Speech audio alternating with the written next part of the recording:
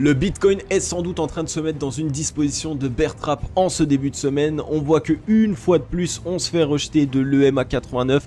On voit sur le début de semaine qu'on est en train de revenir tester le ruban de MyMobile. Mais vous allez voir avec moi dans cette émission que l'analyse technique nous dit tout à fait autre chose. On a de très gros signes de force de la part des acheteurs et c'est ce qu'on va voir ensemble dans cette émission spéciale sur l'analyse technique. On va aller analyser ensemble le Bitcoin, le crypto total ainsi que Ethereum. On va les passer en daily et en weekly pour avoir une analyse court, moyen et long terme. Alors si le menu vous plaît et si vous avez envie de savoir ce qu'il pourrait se passer sur le Bitcoin pour cette année 2022, alors restez bien dans cette émission. Hello à toute la team Logique, ravi de vous retrouver dans cette nouvelle analyse du marché crypto-monnaie. On est aujourd'hui le lundi 21 mars 2022 et il est 15h36 à l'heure à laquelle je tourne cette vidéo. Alors comme vous l'avez vu en introduction de vidéo, on a un Bitcoin ici qui en début de semaine se montre un petit peu fébrile. On a même cette impression que on risque de corriger sur cette semaine, mais vous allez voir avec moi dans cette émission que l'analyse technique nous dit tout à fait autre chose. On a toujours énormément d'accumulation de la part des acheteurs. Alors si le menu vous plaît et si cette émission vous fait kiffer, n'hésitez pas avant qu'on commence à mettre un gros like et un gros commentaire. Faites-moi chauffer tout ça les amis, je vois qu'en ce moment vous êtes juste chaud bouillant et ça fait vraiment super plaisir. Du côté du Scalpex Index, un Crypto Fear and Greed dans la peur 30. Donc comme on l'a vu, on a eu une légère ascension haussière et pour l'instant quand même, on va dire que la psychologie du marché est bien remontée. C'est sans doute la raison pour laquelle sur ce week-end, on a créé ici cette hésitation et sur ce début de semaine, on veut créer encore de la peur pour éviter que le marché revienne dans l'euphorie trop rapidement. Donc il n'y a aucun mauvais signal, c'est tout à fait calculé et franchement c'est un très bon signal. Ça permet aussi par la même occasion au Bitcoin de consolider dans des zones clés, donc notamment ici entre les 41 532 $ et un petit peu au-dessus des 40 000 $. Donc ça nous permet ici directement de consolider sur une zone clé, d'en créer une zone de support et de cette manière du coup de pouvoir avoir un Bitcoin qui est sain sur le long terme. Un social index sur Up, un market order flow en recherche neutre cet après-midi. Les murs d'achat et les murs de vente sont à peu près équilibrés. Franchement, il n'y a pas beaucoup de volatilité sur cette journée, donc il n'y a pas de souci à se faire pour l'instant. Évidemment, il faut qu'on essaye de garder les 40 000 $, c'est vraiment la zone fatidique, j'ai envie de dire. En daily, il faut absolument qu'on clôture au-dessus, mais tant qu'on oscille autour de cette zone, eh bien il n'y a aucun problème, ça permet au Bitcoin de consolider, de créer des zones de support, et évidemment juste au-dessus de cette zone clé. Donc pour l'instant, on s'est fait rejeter, comme on le voit, des 42 414, on était ici dans un petit range, et finalement, on s'est totalement fait renfoncer, on l'a retesté à deux reprises, cette fameuse borne basse du range aux 41 521 $, et pour l'instant, on n'a pas réussi à la récupérer. On est peut-être ici en train d'essayer de mettre en place un double bottom. Il va falloir évidemment qu'on surveille la clôture de ce chandelier japonais en 4 heures. Si on clôture ici au-dessus du précédent bottom et que par la suite on part, alors évidemment la zone de cassure fatidique ce sera les 41 234 et dès lors qu'on aura cassé cette zone, donc la ligne de coup, à ce moment-là on aura du coup une belle reprise. On pourra revenir chercher ici l'objectif du double bottom aux 42 311 $. Donc on surveille bien tout ça, on surveille cette clôture. Pour l'instant c'est assez court terme, vous le savez, le Scalpex Index est branché ici en 4 heures. Pour ma part, je pense qu'on a peut-être ici des chances de continuer de faire peur dans cette zone, des petites mèches se mettent à consolider ici pour être non loin de la zone des 40 000 $, pour que tout le monde se dise ok, on va partir plus bas, on va corriger encore plus fortement. Les shorts en plus de ça, ces derniers temps sont très euphoriques, ils commencent à ouvrir des positions avec énormément de levier et plus on avance, au plus on liquide des shorts et ça vous le savez, les whales se font un malin plaisir. On va aller voir maintenant ensemble les liquidations pour voir dans quel sens est-ce qu'on pourrait partir. Est-ce que vraiment on a plus de liquidité à aller chercher chez les shorts ou est-ce qu'on a plus de liquidité à aller chercher chez les longues? C'est ce qu'on va aller voir tout de suite. Juste avant les amis de vous passer les liquidations, on est 14 100 membres de la Team Logique, ça fait vraiment super plaisir. Franchement, vous êtes complètement fous. Bienvenue à tous les nouveaux membres de la Team Logique. Ces derniers temps, je le vois, vous êtes on fire, que ça soit dans les likes, dans les commentaires, sur Instagram, partout. Vous êtes juste monstrueux et vraiment ça fait super plaisir. Alors si toi qui regardes cette vidéo, si tu n'es pas encore abonné, je t'invite à t'abonner et à activer la cloche. Ça prend 3 petites secondes. C'est totalement gratuit et ça va te permettre d'accéder à une analyse du marché crypto-monnaie par jour. Donc si tu as envie en 2022 de surfer sur la hausse du marché crypto-monnaie, alors n'hésite pas à t'abonner et à activer la cloche et on va passer tout de suite aux liquidations. On est ici sur les liquidations, vous le savez, généralement lorsqu'il y a un mouvement assez fort, que ça soit à la hausse ou à la baisse, j'aime beaucoup passer les liquidations et aussi je les passe d'un terme général, j'ai envie de dire, parce que ça nous permet de savoir quand est-ce qu'on est allé déjà taper les longues et quand est-ce qu'on est allé taper les shorts. Vous le savez, ça nous permet de voir si on est allé chercher des positions stratégiques. Les whales aiment bien aller taper certaines positions stratégiques, que ça soit pour les longues, pour les shorts, pour essayer de liquider un maximum de positions. Les shorts, les longues évidemment posent leur stop loss exactement aux mêmes endroits. C'est la raison pour laquelle les whales se font un malin plaisir de récupérer toutes ces liquidités. Alors si on voit ici pour ce week-end, on est plus allé taper les longues, on est allé taper ici 18 millions de longues, 27 millions, 26 millions et 37 millions. Donc on est environ sur 120, 130 millions de dollars de position longue. Et précédemment, évidemment, on était allé s'attaquer aux positions short. Donc on n'est pas encore allé liquider de très grosses positions short. Je vous l'avais déjà montré en 12 heures. On était allé chercher 90 millions de dollars de position short. Ici, on était allé chercher 113, 60 millions de dollars de position short. C'est vraiment pas énorme. Regardez dans le passé, on est déjà allé chercher 229 millions. On est déjà allé chercher 219 millions. Et chez les longues, c'est ici aussi 271 millions, etc., etc.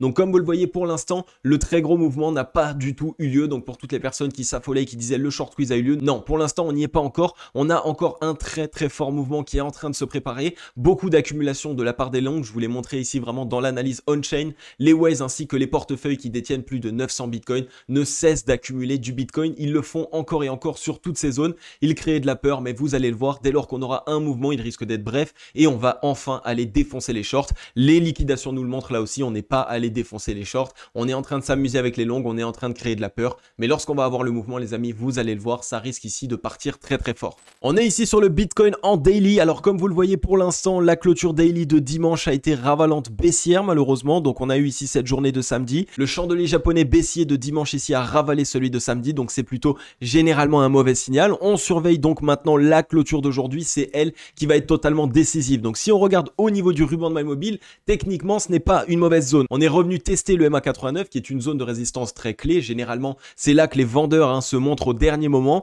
et on reteste le ruban. Donc si aujourd'hui on tient le ruban et qu'on arrive à avoir une clôture ici au-dessus des 41 000 $, alors à ce moment-là c'est très bullish et donc on aura fait un total bear trap et on partira récupérer le MA89 enfin, j'ai envie de dire. Par contre malheureusement si on se fait renfoncer dans le ruban de MyMobile sur cette journée et qu'on vient clôturer en dessous des 41 000 ou même en dessous des 40 000 $, alors là attention, on pourrait avoir un retest immédiatement de la trend qui nous maintient à la hausse ici depuis le 22 janvier 2022. Donc on pourrait revenir tester cette zone environ 39 257, ça créerait de la peur, on ferait une petite mèche pourquoi pas et ensuite on se relancerait. Mais c'est pas forcément ce que je vois actuellement. On est vraiment ici sur un rejet de l'EMA89, généralement c'est ce qu'on fait et on voit que le Bitcoin a vraiment envie de se construire de manière saine. Regardez dans le passé, on envoyait vraiment des très gros chandeliers japonais, on voyait que la cassure au niveau de l'EMA89 n'était pas franche, n'était pas brève, alors que là au contraire, on prend notre temps, on vient non loin de l'EMA89, on se laisse rejeter, on revient tester une zone de support clé, donc ça permet aux acheteurs de ne pas totalement se cramer et ça c'est vraiment un très bon signal.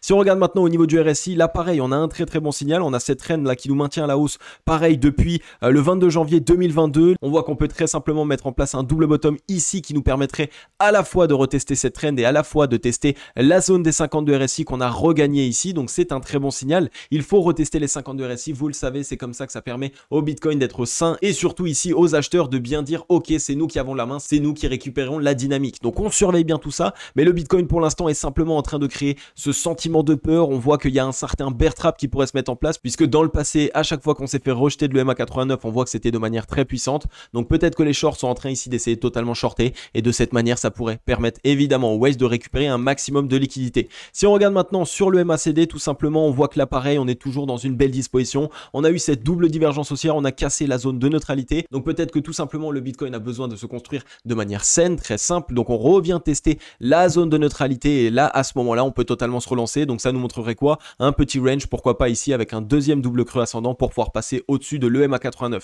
Donc il y aurait vraiment de bons signaux ici. Pour l'instant, on récupère seulement de la force, il n'y a vraiment aucun mauvais signaux. On va aller voir maintenant évidemment en weekly, qu'est-ce qu'il se passe? On voit que la clôture weekly a été plutôt décisive pour les acheteurs, donc c'est un très bon signal. On avait eu ici évidemment un maximum de mèches, donc on ne savait pas dans quelle direction est-ce qu'on partait. On était allé liquider ici les longues, ensuite on est allé liquider les shorts et donc dans quelle direction est-ce qu'allait partir le marché? On voit qu'on a eu une décision de la part des acheteurs légèrement rejetée sur la fin de semaine par les vendeurs, donc on a pour l'instant un volume acheteur qui a été décroissant. Ce qu'on attend, c'est vraiment du volume de la part des acheteurs maintenant évidemment. On est toujours ici au contact de cette trend qui est vraiment ici un très bon niveau de support pour nous, donc on surveille bien tout ça. Si on regarde maintenant sur le RSI, on voit qu'on est non loin des 52 RSI. Généralement il faut retester les 52 RSI, ça permet évidemment au marché de tester la demande. Donc le fait de tester les 50, si on s'en fait rejeter, alors là attention, c'est un mauvais signal parce que les vendeurs ont plus de force que les acheteurs et si on arrive à la casser, à ce moment là ça montre que c'est good, les acheteurs sont totalement en place. Si on regarde maintenant un petit peu au niveau du MACD, c'est toujours la même chose. Je vous avais déjà montré les amis cet énorme double creux ascendant sur lequel nous sommes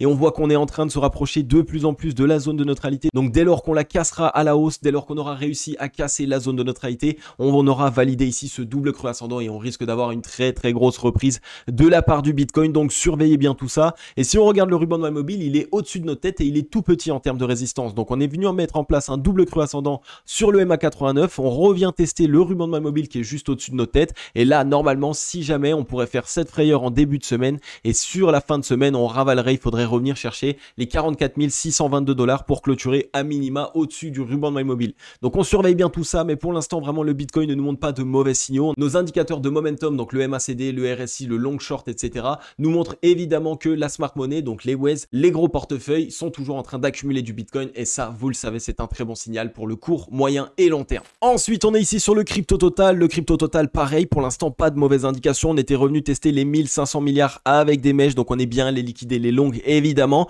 Et on voit que pour l'instant, pareil, on a eu cette décision sur la semaine dernière. Donc pour l'instant, sur ce début de semaine, c'est plutôt latent. On voit que les acheteurs, les vendeurs n'arrivent pas à se mettre d'accord. Il n'y a aucune décision. Et c'est ce qui se passe généralement en début de semaine. Premièrement, le marché est totalement latent. Deuxièmement, généralement, c'est en début de semaine qu'on vient faire peur au marché. Donc simplement ici, avec une hésitation, on le voit, le marché de toute façon est déjà dans la peur. Si on regarde sur le MACD, on a ici une belle reprise. On est en train de se rapprocher là aussi de la zone de neutralité. Attention, je vous l'ai déjà dit ici sur le crypto total, on doit d'abord avoir un retest de la zone de neutralité. On risque de se faire rejeter et ensuite d'essayer de transformer ça en double creux ascendant. Donc on surveille bien tout ça là encore. Il faudrait vraiment une décision sur cette semaine. Et évidemment, vous le savez maintenant, on a le ruban de mobile juste au-dessus. On est même en train de retravailler. On a testé le MA55 aux 1800 milliards. Donc généralement, par la suite, on peut assister à une certaine décision. On aimerait retester les 1960. On aimerait revenir à minima au contact des 2000 milliards sur cette semaine. Ce serait un très bon signal. Et en plus de ça, ça nous offrirait une très belle semaine. Si on regarde maintenant sur le RSI, pareil, on est sous les 50 de RSI. Généralement, on revient les tester pour voir évidemment si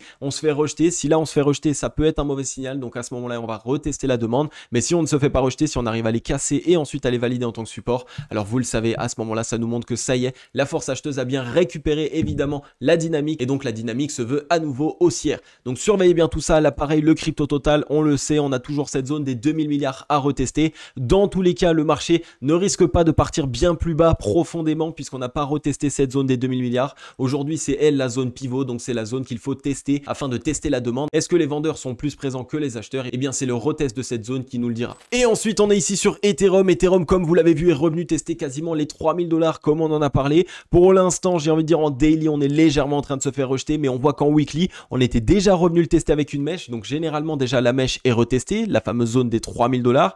Et en plus de ça, on avait eu ici un chandelier japonais de décision de la part des acheteurs juste en dessous de cette zone de résistance clé. Donc généralement, on peut faire peur sur le début de semaine, se faire rejeter tranquillement en daily et par la suite avoir ici cette cassure franche, mais on risque d'avoir ici une belle semaine encore une fois sur Ethereum. Donc on surveille bien tout ça. On avait eu du volume acheteur, on avait un volume vendeur totalement décroissant. Donc là, ça nous montre que la décision a bien été prise sur cette semaine par les acheteurs. Si on regarde maintenant sur le RSI, pareil, on voit qu'on a eu ici ce double creux ascendant qui s'est mis en place. Donc on ne devrait pas avoir d'hésitation, peut-être en début de semaine, mais normalement, par la suite, on devrait venir enfin casser cette ligne de coup des 45-47 et revenir chercher les 50 de RSI. Ce qui pourrait se passer tout à fait, c'est évidemment, on vient casser les 50. À ce moment-là, on aura utilisé beaucoup de force, donc on revient tester les 50 et peut-être que là, à ce moment-là, on retransforme ça en double creux ascendant et on reviendrait chercher les 70 de RSI. En tout cas, pour l'instant, aucun mauvais signal pour Ethereum. On est sur une zone de support clé, 2517 $.